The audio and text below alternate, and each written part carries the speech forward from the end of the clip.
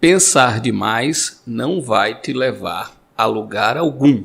E eu vou te provar. Fala, jovem, como é que você tá? Tudo bom?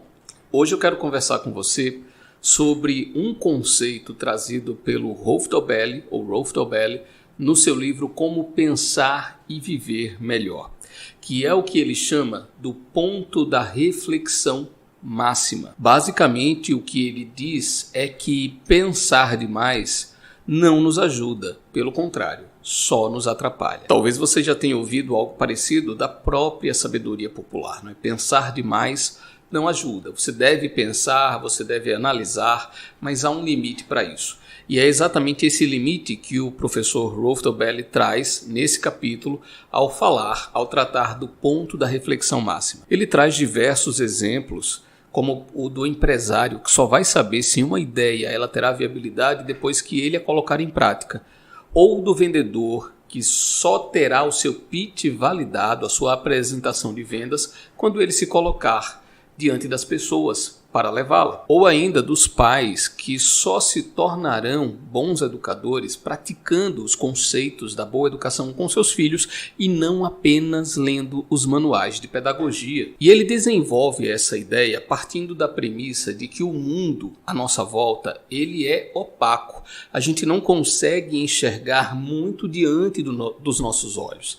Por isso, o caminho só vai se revelando à medida em que a gente se movimenta. Se a gente parar para pensar sobre o que a gente quer e ficar apenas no plano da imaginação, sem colocar as mãos na massa, a gente não vai conseguir enxergar todo o cenário.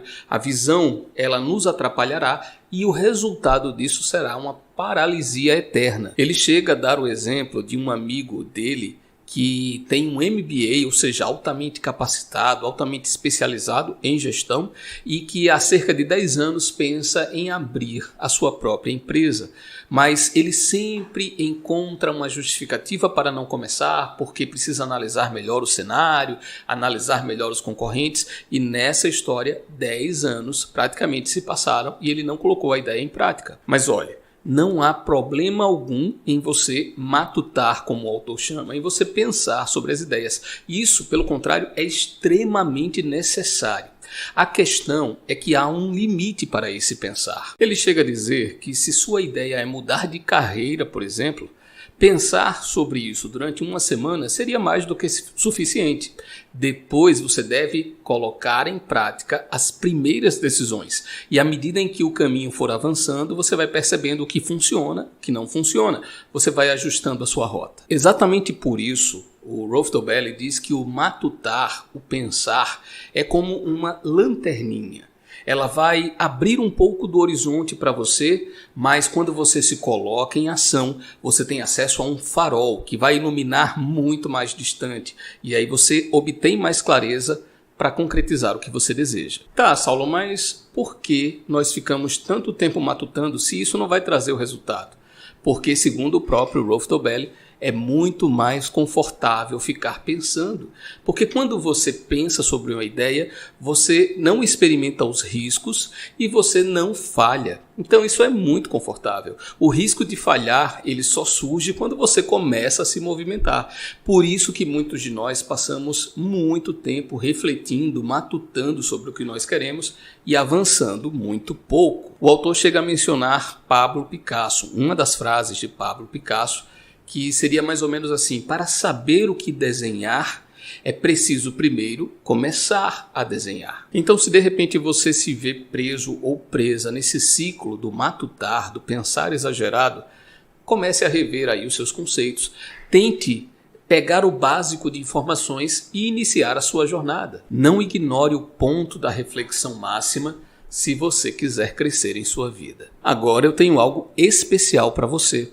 Eu resolvi narrar esse capítulo, o capítulo 39 do livro do Rolf Dobelli, que trata do ponto da reflexão máxima. E por que eu fiz isso? Eu quero estimular você a ir até a fonte. Por isso, eu fiz a gravação e você vai acompanhar agora na sequência. Desejo muito sucesso a você e vamos à narração.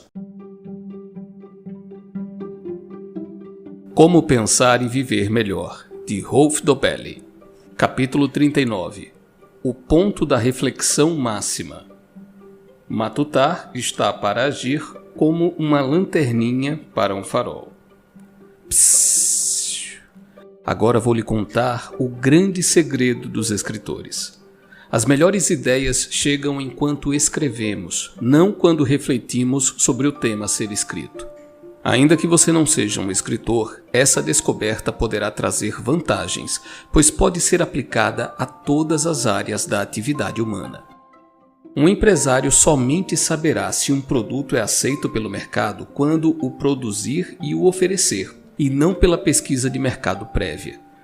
Um vendedor só desenvolve o pitch perfeito, uma apresentação direta e curta, bem efetiva, depois de inúmeras melhorias e muitas recusas, e não estudando manuais de gurus de vendas.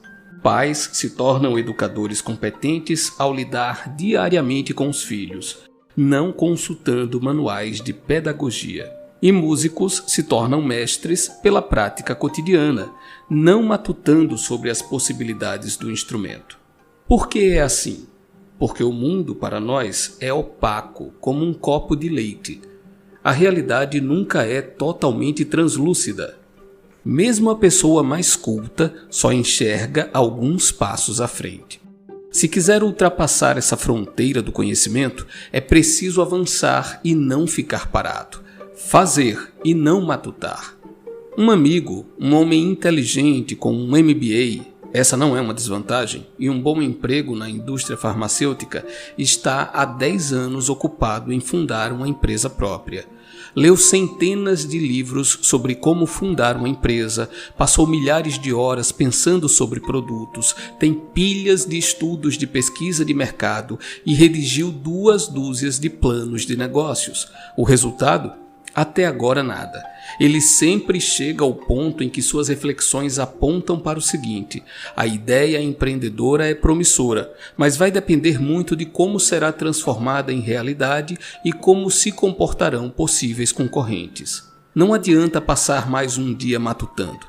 Ele não avançará nem 1 milímetro além desse ponto em que as chances de conclusões adicionais caem para 0. Chamemos esse ponto de o ponto da reflexão máxima. Nada contra matutar. Pouco tempo depois de refletir, já alcançamos enormes progressos. Mas com o tempo, esses avanços se tornam cada vez menores e é impressionante a rapidez com que se chega ao ponto da reflexão máxima. Por exemplo, em decisões sobre investimentos. Se todos os fatos passíveis de serem apurados estão na mesa, é preciso no máximo 3 dias para pensar. Caso se trate de uma decisão pessoal, talvez 1 dia. Mudança na carreira profissional, no máximo 1 semana. Talvez nos demos um pouco mais de tempo para pensar a fim de escapar a oscilações emocionais momentâneas. Mas, depois disso, pensar não ajuda mais e é preciso agir para chegar a novas conclusões. Comparado com a lanterna do matutar no seu criado mudo, o fazer é um enorme farol. Seu facho de luz penetra muito mais no mundo imperscrutável. E quando chegamos a um lugar novo e interessante, podemos a qualquer momento ligar a lanterninha do matutar. A seguinte pergunta mostra quanto a ação é importante. Quem você levaria para uma ilha deserta no meio do oceano? Pense um pouco antes de continuar lendo. Seu parceiro de vida? O namorado? Um consultor?